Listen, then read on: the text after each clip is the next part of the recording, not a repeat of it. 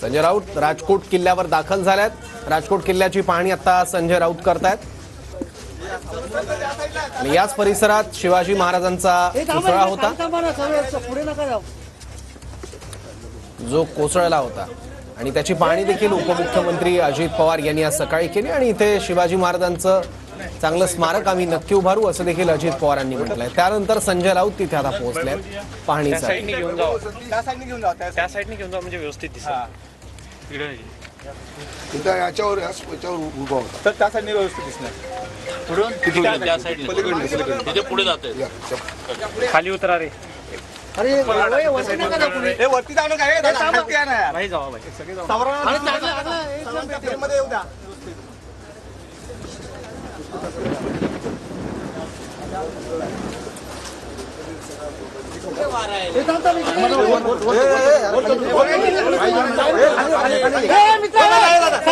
छत्रपती शिवाजी महाराज यांचा पुतळा कोसळलेला होता आणि त्यानंतर या पुतळ्याचे शिल्पकार आणि कॉन्ट्रॅक्टर यांचा शोध पोलीस घेत होते। त्यातल्या कॉन्ट्रॅक्टरला आज अटक झाली आहे। शिल्पकार अजूनही फरार आहे, त्याचाही शोध पोलीस घेत आहे। पण राजकीय आरोप प्रत्यारोप मात्र या घटनेनंतर बघायला मिळत आहेत आणि त्या सगळ्या पार्श्वभूमीवर संजय राऊत आता राजकोट किल्ल्यावर पोहोचले आहेत।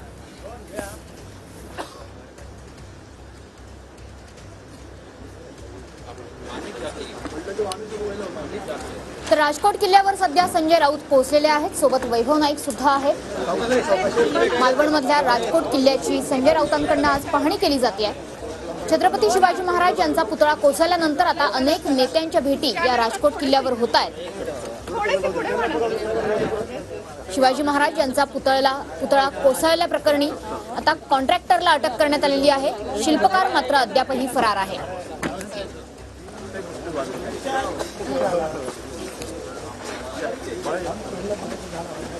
सुरुवातीला काही काळ माध्यमकर्मींना गेट बाहेर थांबवण्यात आलं होतं, मात्र आता माध्यमकर्मी हे सुद्धा संजय राऊत यांच्यासोबत राजकोट किल्ल्याच्या परिसरातच आहेत आणि सध्याची ही थेट लाईव्ह दृश्य संजय राऊत हे राजकोट किल्ल्यावर पाहणी करतायत। दोनच दिवसांपूर्वी राणे समर्थक आणि ठाकरे समर्थक हे याच राजकोट किल्ल्यावर आमने सामने आले होते। त्यावरून बराचसा गदारोळ झाला, बरंचसं राजकारणही झालं। विशाल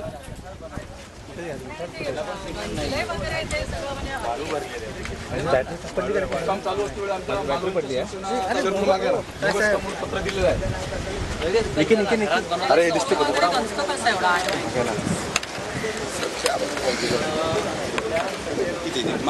चला मागे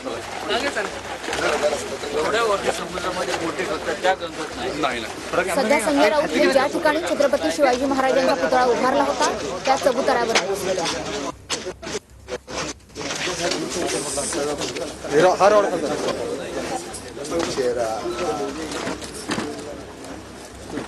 तर छत्रपती शिवाजी महाराजांच्या चबुतऱ्याची पाहणी संजय राऊतांकडून केली जाते।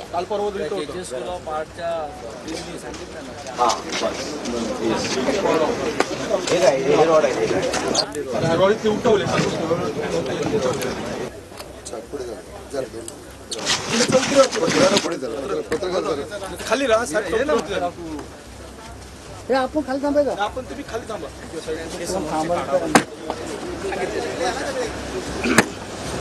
बाकीचे सगळे थोडी जागा आहे, बाकीचे खाली थांबा। मागे मागे भावा मागे ना मागे मागेच आहे। थोडं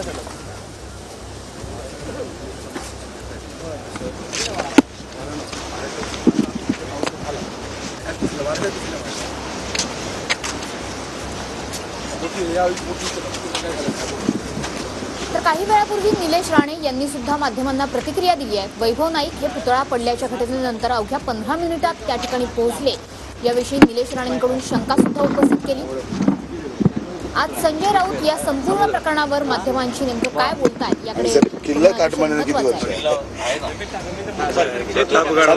ते पत्रे जेटीवरचे पत्रे वादळचा झाला पत्रे उडले पाहिजे होते ना ते एक कोणाचा कौल नाही उडलाय किंवा एक झाड नाही झाड पडलं झाड पडलंय। मुख्यमंत्री एकनाथ शिंदेंनी हा पुतळा पडल्यानंतर सांगितलं होतं की ताशी 45 किलोमीटर वेगाने या ठिकाणी वारे वाहत होते, त्यामुळे पुतळ्याला नुकसान झालं। मात्र यावर आता विरोधकांकडून आक्षेप घेतला जातोय, प्रश्न उपस्थित केले जात आहेत, कारण आजूबाजूच्या परिसरातले पत्रे किंवा झाडं किंवा घरांवरची कौलं यांचं काहीही नुकसान झालं नाही. पुतळा मात्र दुर्घटनाग्रस्त झाला. त्यामुळे मुख्यमंत्र्यांच्या या वक्तव्यावर आता प्रश्न उपस्थित केले जात आहेत.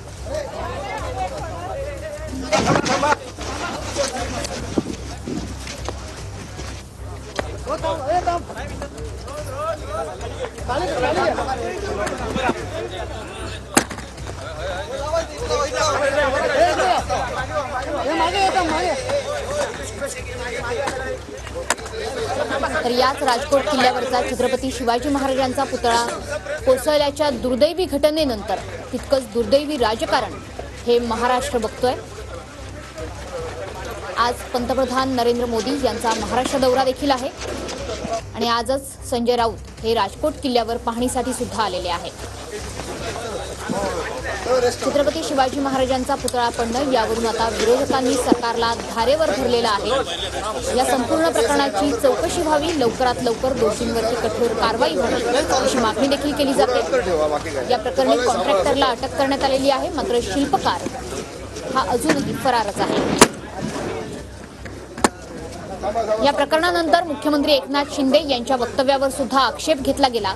ताशी 45 किलोमीटर वेगानं वारे वाहत होते, त्यामुळे पुतळा दुर्घटनाग्रस्त झाला, पुतळ्याला हानी पोहोचली असं मुख्यमंत्र्यांनी वक्तव्य केलं होतं.